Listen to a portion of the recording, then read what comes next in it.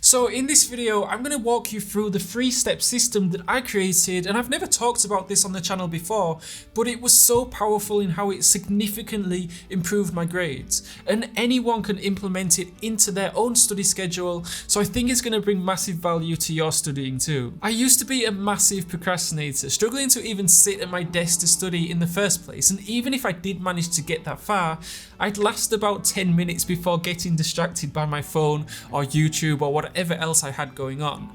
However, at university, I followed a 3-step feedback system that allowed me to go from being a massive procrastinator to graduating in the top 5% of the university. I went from having a huge problem with procrastination and distractions to relatively easily being able to study for 10, 11, 12 hours a day. So I created this 3-step feedback system at university because I knew I needed to do something drastically different to kind of shake me out of this procrastination trap I was stuck in. Because I knew that if I continued to procrastinate as much as I was, my grades would just stay the same. As Einstein once said, insanity is doing the same thing over and over again and expecting different results. Step 1.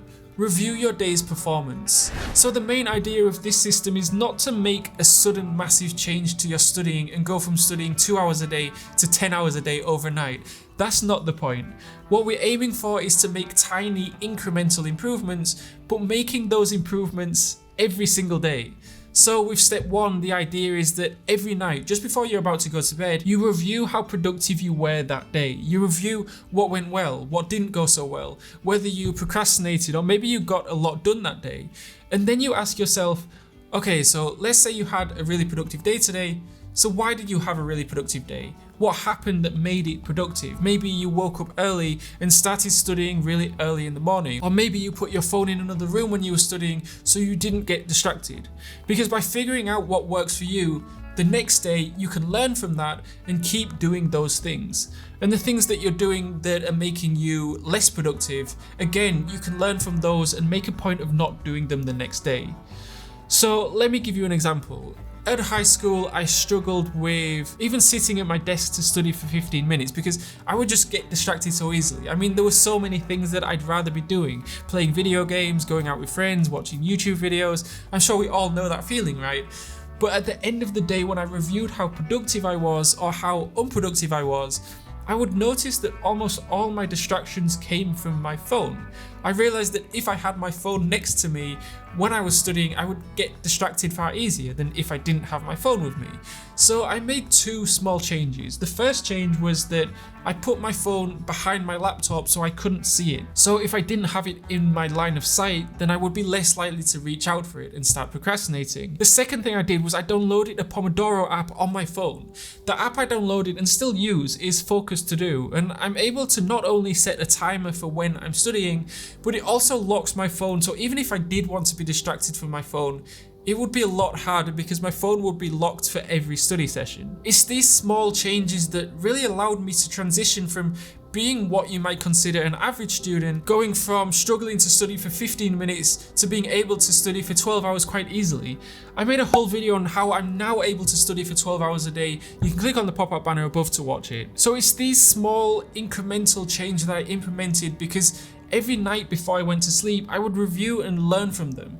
So imagine making a really small upgrade to your life every day. Over a week is probably not going to change much, but you keep making those incremental improvements every day, in a year's time, they're going to snowball into huge improvements. Step 2, review your grades. So I've been stuck in this trap where when I was at high school, I'd be getting pretty bad grades. Every exam, every assignment, every piece of homework, I'd be getting pretty average grades. But here's the main problem. I never did anything about it. I'd be like, yeah, I could do better, but whatever. And because I wasn't doing anything about it, because I wasn't trying to improve my studying, either to study harder or to study smarter, my grades just stayed the same. However, this is something that I learned to improve at university. So whenever I got my assignment back or my exam results back, and obviously I'd be given a grade, right? Or a percentage for how many answers I got right. So I'd review it and I'd be like, okay, am I happy with this grade and how can I do better next time? It's really easy to get complacent, especially when you're getting quite good grades. but at least in my opinion, you should always be pushing yourself to reach that next level.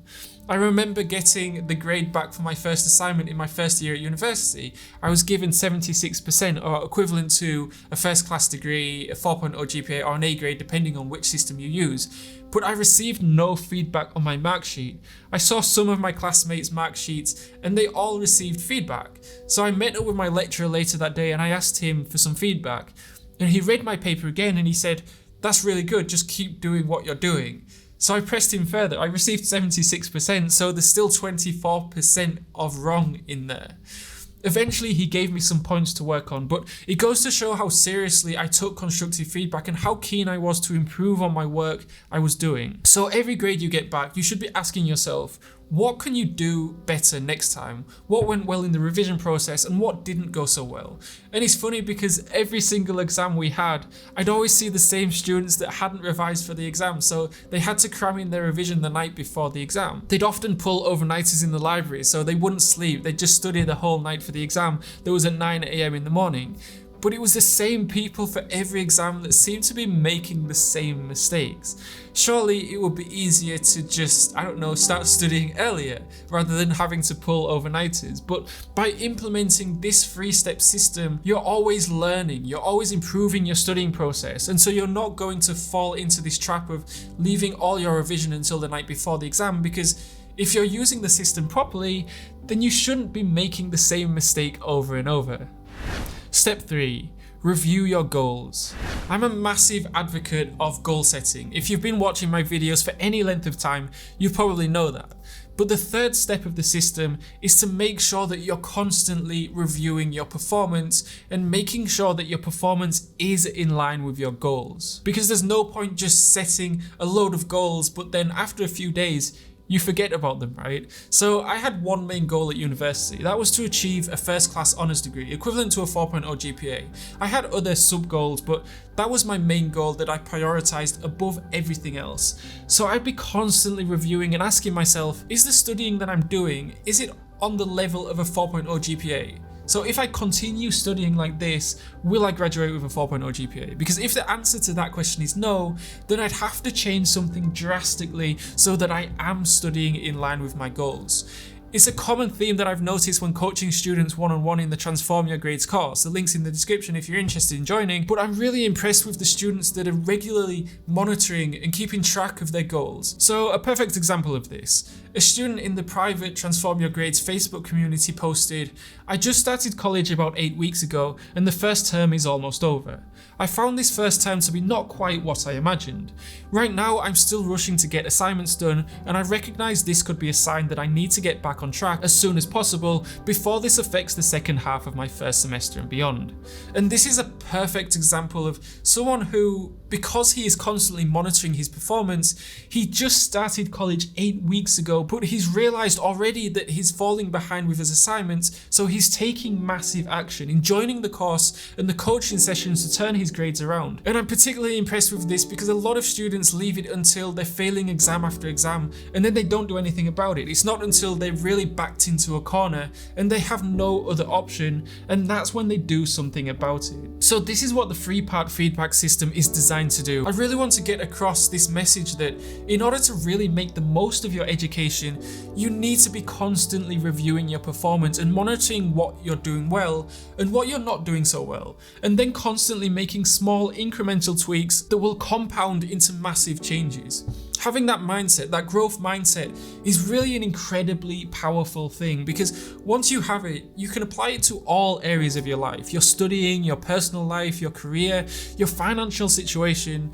I know this is cliche to say, but it really is a game changer to have this growth mindset, and that's what the system will help you do.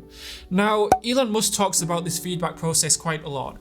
He calls it the feedback loop. In fact, in an interview in 2012, he said having a feedback loop is the single best piece of advice he can give someone. That's really how powerful it is. I made a video talking about this, how Elon Musk's feedback loop got me a 4.0 GPA. You can click on the video on the screen, and I made another video explaining exactly how I went from D grades to A grades, giving you step-by-step instructions on how you can do the same. You can click on the video on the screen, and whichever video you click on, I'll see you over there.